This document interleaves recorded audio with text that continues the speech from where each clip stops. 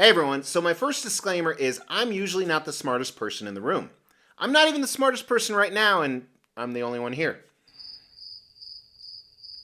Second thing I want to tell you is I think I've done pretty well in life. Not only professionally and financially, but also with relationships, with emotions, with myself. So every once in a while, I throw out a video to you guys, girls and other, about life and things that have helped me. Sometimes it's a little business related, sometimes it's personal related, and that's what today is about. And I actually foresee this becoming a series. So this is just the very first video segment episode. First episode.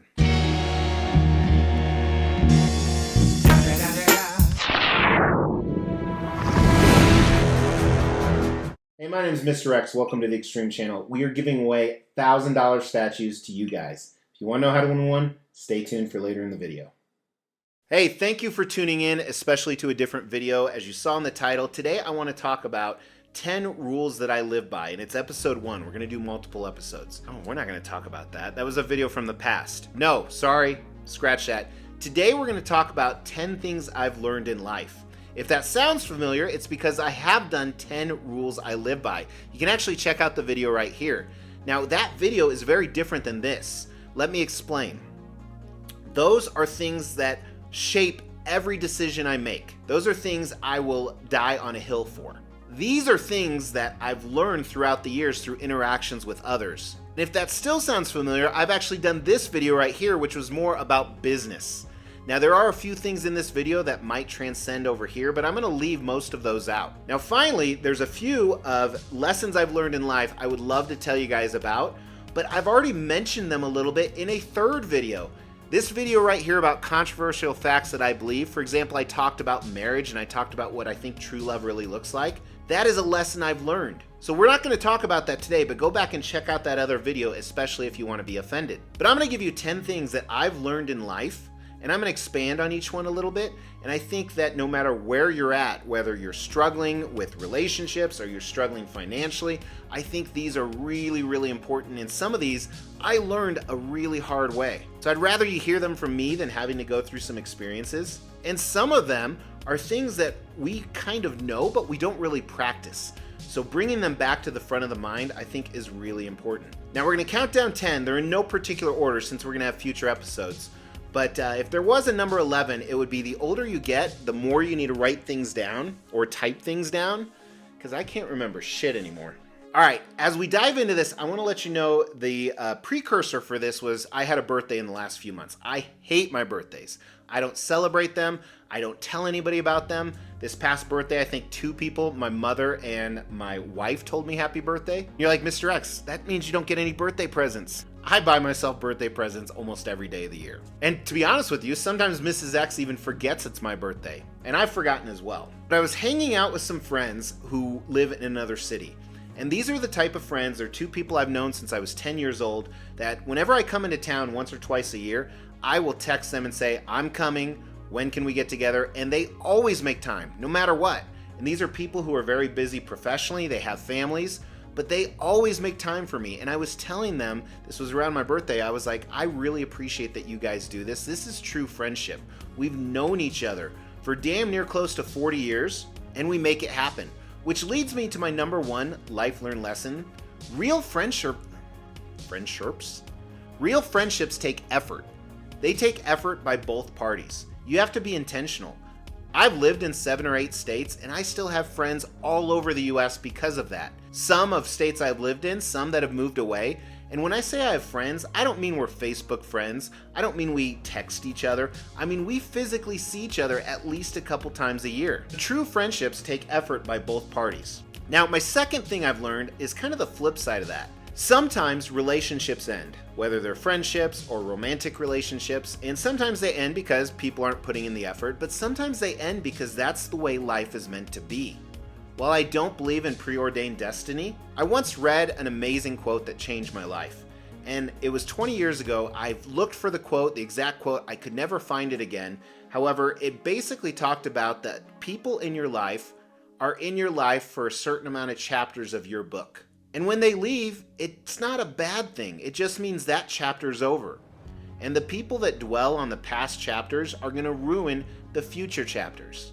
So take that time you had together with that person for what it is, good, bad, or indifferent, and move on to the future chapters. Number 3, I would like to share a ton of examples for this, but there are people that are close to me that I don't want to call out. But the truth is, money brings out the absolute worst in people. People lie, steal, and cheat. It's all about money. Think about relationships. The number one reason there's issues in marriages is generally because of money. One reason I won't loan people money, because in the past I've loaned so many people money and I lose friendships over it because they never pay you back. Now I've given money many times. They don't have to pay me back, and you still can have a relationship with them. And for the record, but I get a lot of people hitting me up asking for money. I don't give money to strangers. Me and my family, we are very responsible with our money and we give to the right causes. The way I was brought up is when you give to the needy, you don't let the left hand know what the right hand is doing. And yes, I realize my hands were backwards. Some of you will get the biblical basis for that, some of you won't. But please don't just message me telling me you need money. I'm not going to send it to you. Speaking of which, that's pretty weird. To me, that's almost the worst in someone. Watching someone on YouTube and asking them if they'll send you money. But to my point, money brings out the worst in people, and I've seen it destroy families and relationships, and it's really, really sad. This, number 4, shouldn't be a surprise to you if you watch the channel knowing all the experiences and vacations that I go on with my family. But we believe that memories are the most valuable thing you can have. You don't know how often we reminisce about something that happened a year ago, or even this morning, my wife and I were laughing at something 9 years ago. We absolutely love memories. Big, holy shit memories, like remember when we were climbing the Great Wall of China, to just hilarious family memories. When one of my teenage sons was 2 years old and he came running in the room playing football naked. But memories are the most valuable thing you can have. And kind of with that, money, you can't take it with you. I'm not poor. I have retirement set up. But yeah, I want to spend money on nicer things so I can enjoy it with my family and have those memories as I get to become an old decrepit man waiting for the sweet release of death. Number 5, my teenage son just got his first job. He's going to work at Kroger. He's going to be a bagger, which is funny. That was my first job when I was 14, different state, but still a Kroger bagger. And he's really excited, as you can imagine. And a lot of people, whenever you get a new job, you're really excited. And then people get into the bore, oh, I don't want to go to work today. I don't like my job. 90% of the time, that's all up here. Unless your job is abusing you, which does happen, but it's a very small amount of the time. I explain to my son the mentality of work. If you treat work like, hey, this is part of my routine. Work is just something you do, like brushing your teeth. It takes away that negative stigma of it's a pain, I don't want to go to work. And the truth is, self-fulfilling prophecy, telling yourself I'm going to have a great day, you usually have a great day, or vice versa, no matter what's thrown at you, is how you should approach work. Work isn't a bad thing. Work is part of your life. It's something you do.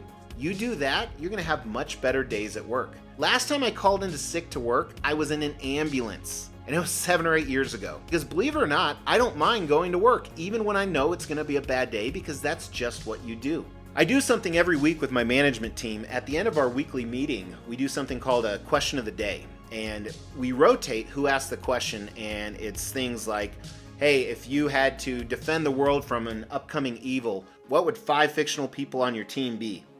So just creative questions like that to get to know each other. By the way, I chose MacGyver because he can make a rubber band or an atomic bomb out of rubber bands and grass. I chose Superman.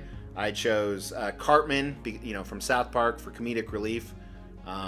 Jack Bauer from 24 because he'll do whatever you need to do. I can't remember who else I chose. But anyway, last week's question was, if you could go back in time to stop one historical event, what would you do? So obviously there's the big altruistic things like I'd assassinate Hitler, but someone else probably would have taken him over.